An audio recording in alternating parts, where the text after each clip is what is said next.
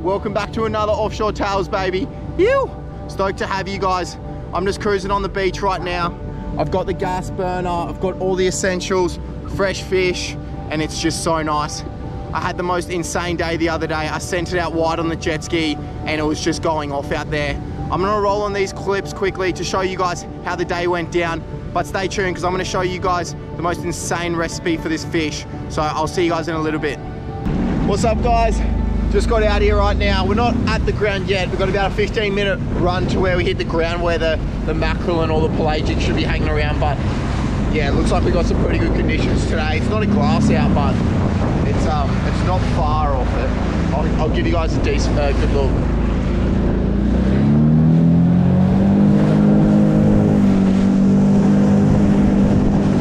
All right, legends, putting the rods out. We're running hard bodies. This one's got a Laser Pro Halco, and this one's got another brand, I think Land to Sea or something like that. So what I've done here, I've run this one short, so this one's probably sitting about 5 to 10 meters out, just behind, oh not 5 meters, probably 10 to 15 meters out, just behind the wake of the ski. And then this one, I'm gonna run wide, and yeah, see if this one and the other one's working. But yeah, this one's a little bit of a smaller lure, so running it a little bit wider.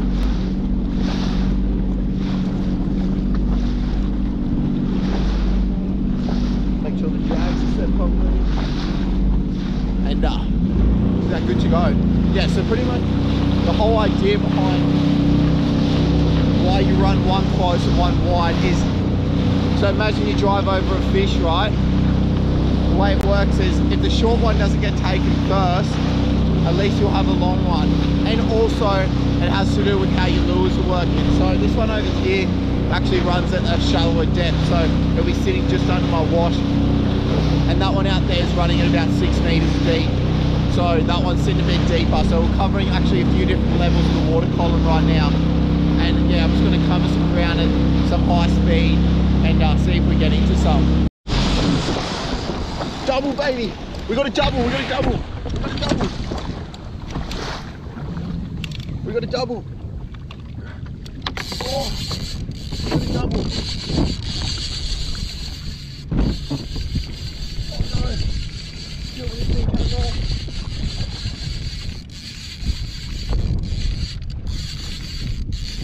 No. Oh. Yeah, we're still on.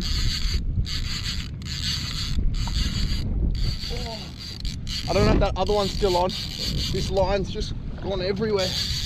Fuck. Oh no! No!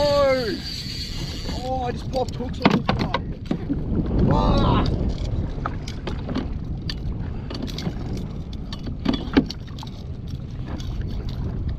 See if this one's still on. It's gone slack, so I don't think it is, but never know.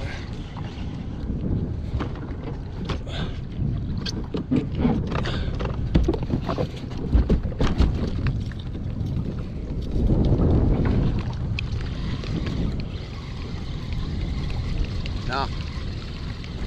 Oh my goodness, double hook up and we lost both fish. That would happen to me, guys. That would happen to me. Hold up, hold up, hold up. Thought I'd lost this guy. He just come to the surface. Still got him on. Still got him. Woohoo! Nice fish. He's out up on the surface here. Oh, nice Spanish. Oh, nice Spanish. Woo! Nice Spanish, baby. Nice Spanish. Nice Spanish. Oh, yep.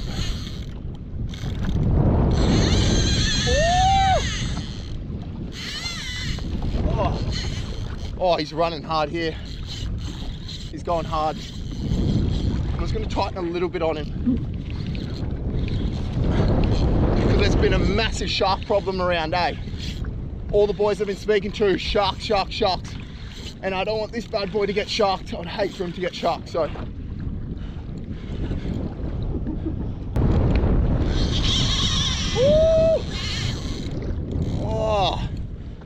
man, that's sick. Oh, yeah. Ooh, it's giving me a good bite, this thing. It's going hard.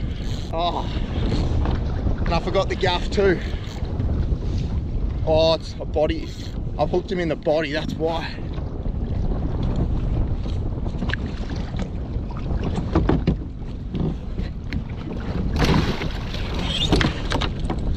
Wow, that's why you need a gaff, guys. That's why you need a gaff. He's hooked in the body. So I'm pulling him sideways. That's why he's feeling a lot heavier than what he actually is.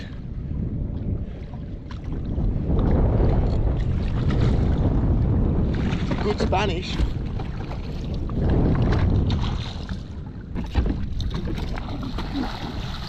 Wow, this guy is playing up.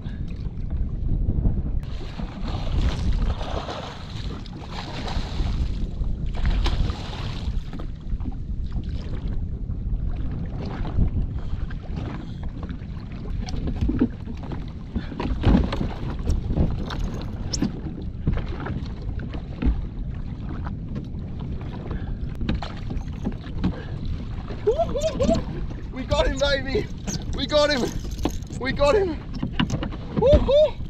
Let's go. Let's go.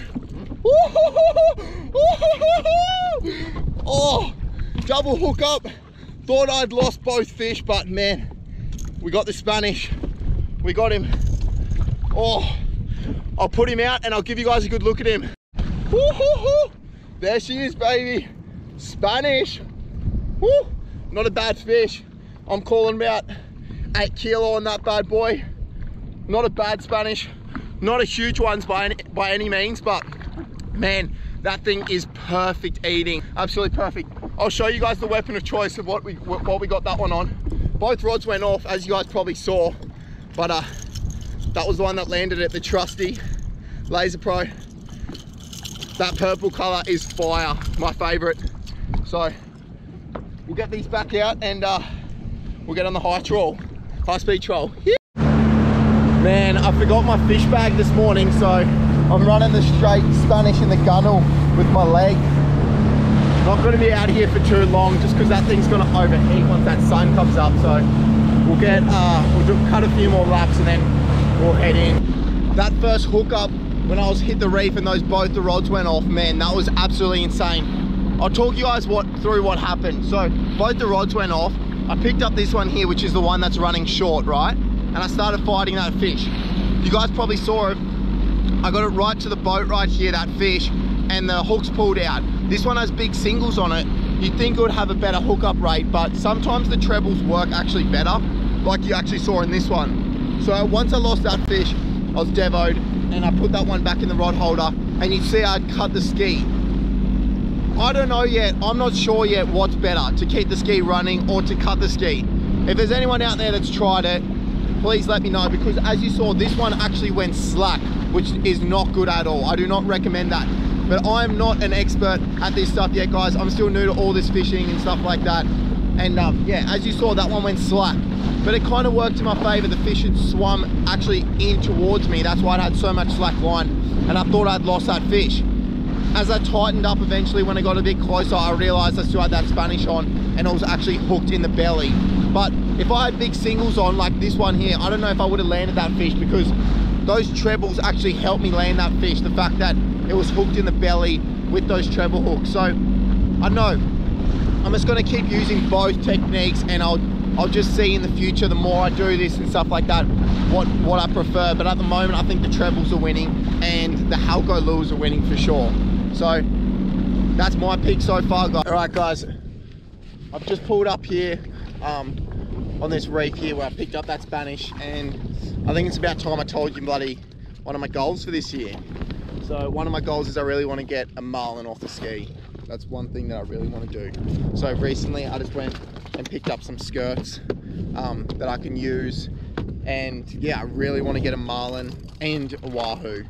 Never got a wahoo, never got a marlin. I've lost I personally haven't lost them, but the boats I've been on, I've lost, I think I counted about 6 marlin now.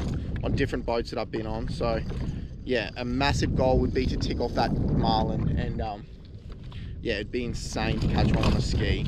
So I think we're gonna head out wide and go for a little, just give it a little sneak peek out wide and see if we can maybe not pick up, you know, something extra special like a marlin or a wahoo.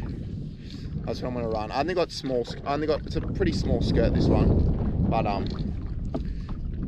that's gonna be the one that ticks her off, I reckon. I reckon if it's a wahoo, I'm probably gonna get snapped, but you gotta try. Anyway, I'll let you know once we're out in the blue water and troll around there for a little bit. Alright guys, we've seeked it out probably about I'd say 25 minutes from where that last spot was where I was fishing for the Spanish, and I think we've just about arrived in marlin territory. We've hit blue water here. What I'm looking for right now is just pretty much any bait that I see working, or anything on the surface or anything like that. And yeah, marlin fishing is kind of one of those weird ones. I haven't done much of it. I guess from what I've learned from marlin fishing is it's pretty much like luck. You pretty much just got to run straight over a fish to get it, especially when you're trolling these skirts and stuff like that. People use big flashes and stuff like that, but obviously I don't have that luxury being on a jet ski.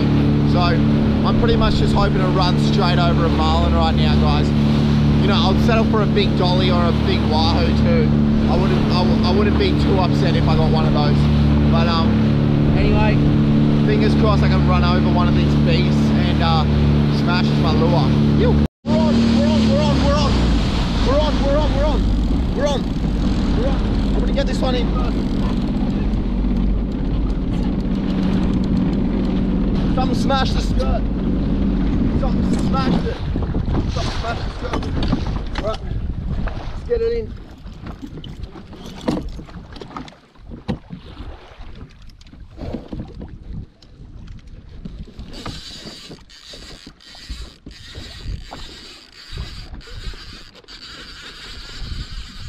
Right, something's on the skirt here, guys.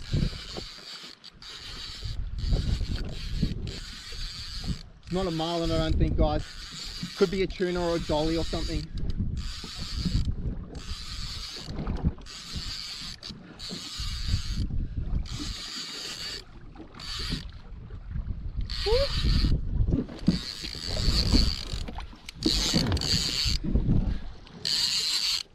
Very tuna-like head shakes.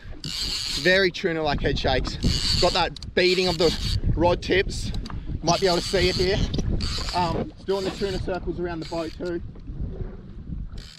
Yep. Perfect. Jelly bean yellowfin. Jelly bean yellowfin. Oh, I'm stoked on that. Haven't caught one of these before. Oh. Oh. Man. Don't go in there.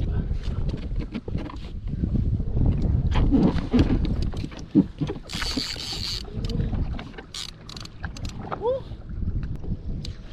Jelly bean yellowfin, baby. I'm stoked on that. Got to land him now. Just got to play him out. And then,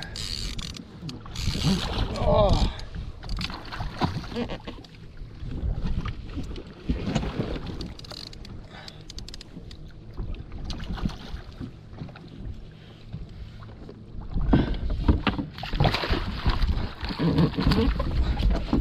Oh, we did it, baby. Woo-hoo-hoo.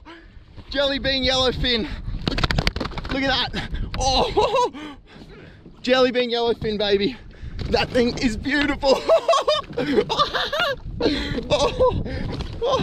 Oh, man, look at that thing. That is a stunning fish. Woo.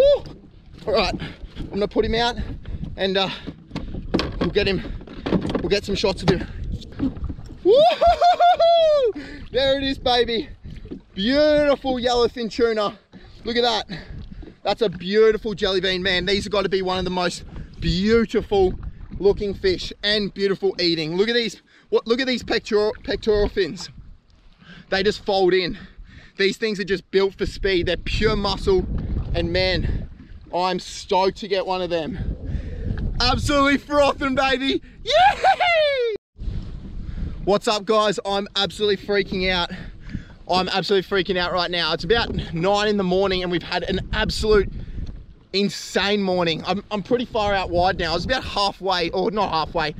I'm about 4K off where I wanted to be for a marlin. And I have to go pretty much directly out. So I'm not gonna bother with that. I'm just gonna put the skirts back out. I'm just gonna troll back in just because I forgot my fish bag. But man, look at this thing. Look at this yellowfin tuna. Look at this. That is beautiful, man. Beautiful. So if I pick up something on the way in, man, unless it's something good, I'll be letting it go. I've got enough fish there, guys. I don't want to keep any more fish. I've got enough there to feed my family and give some to some of my friends also. I've got no fish in the freezer, so we'll put those things on ice when we get back in straight away and get into it. All right, guys, let's get into the good stuff right now. So we're back on the beach and we got the gas burner right there. We got all the essentials, sesame seeds, we got chupi, salt and pepper, the fresh fish, some honey, soy and garlic marinade, and obviously some extra virgin olive oil to cook with it. And we're gonna sear off some tuna steak. Woo! We got the fire going. So we're just gonna chuck in some olive oil and yeah, get the juices flowing right here. Yeah, get a bit more, I reckon. Get a bit in there because you want to sear it all over. So I reckon cover the whole base of the pan. Yeah, so that's a good amount of oil right there for the sear. All right, guys, so we got our beautiful fillets of steak right there, and we got the rubbish. Make sure to always take this off the beach. I hate seeing rubbish on the beach, so we're just gonna put that there and we'll make sure we take it up when we finish. But yeah, look how incredible this fish is looking. We're just gonna marinate it now and season it, and then get the pan going really hot, and then we'll start cooking. So what we have here, guys, is just some soy, honey and garlic marinade. You may be able to see there. I think it's made by Master Foods. So what we're gonna do is just put a little bit of that into this bowl. We got our fresh fish in there. So we're just gonna cover this and marinate each piece, can't even speak, of fish. After we've got a little bit in there, a little bit of salt, and put that in there, a little bit of pepper, and then to finish it off, a little bit of sesame seeds.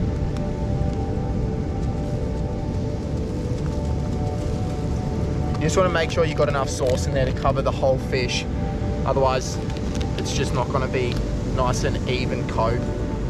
So once you got that, just want to give it a little bit of a flipperoonie, get those juices flowing around the fish.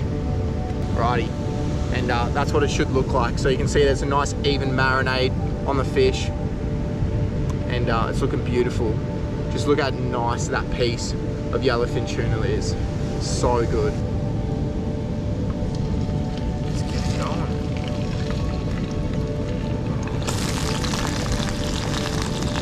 Look at that sizzle. That looks so good. Wow. And what you want to do right now is just pretty much sear, you're just searing the outside of this fish, and you can leave the inside raw. This is like beautiful tuna right here. So leaving the inside of it raw will just allow it to just melt in your mouth when you bite in, and it is actually insane. We've got this beautiful piece of tuna right here. It's been searing for about 10 minutes on this side, about 7 to 10 minutes I'd say. We're looking for some color on that side, and obviously the toasted little sesame seeds. So we're just gonna give it a little flipperoonie, and see how she's looking. Ooh. Look at that, guys. That is insane. Look at that coloring right there. That's just honey soy glaze, and it is absolutely insane. Look at it. Wow. Wow, wow, wow. That is gonna be so good. So we've just turned the heat off this beautiful looking piece of tuna right here, guys. So the way we've staked this is we just cut it straight down. So there's actually like almost 4 loins on this piece. So we got one here, the bottom loin, another bottom loin, and the top loin. Then we got the spine that runs through the bottom, the middle right here. And then we got the bloodline there, which you don't really want to eat. It's not the greatest pit. So what I'm gonna do is I'm just gonna cut one of these pieces of loin off right here. So I'm just cutting next to that bloodline and obviously down next to that backbone. And I'm just gonna show you how amazing this piece of tuna is gonna look. The way it should look is it should still be pink in the middle, and then obviously the outside you want it to be a nice sear. So let's see if we've nailed it. Look at that, guys. Look at that right there. That is so good. Still pink in the middle. That's just gonna melt in the mouth. And obviously you gotta add the secret ingredient. A little bit of Koopy mayo right there. And you just got a beautiful loin piece of yellowfin tuna right there. Look at it. Right, I'm giving you the verdict.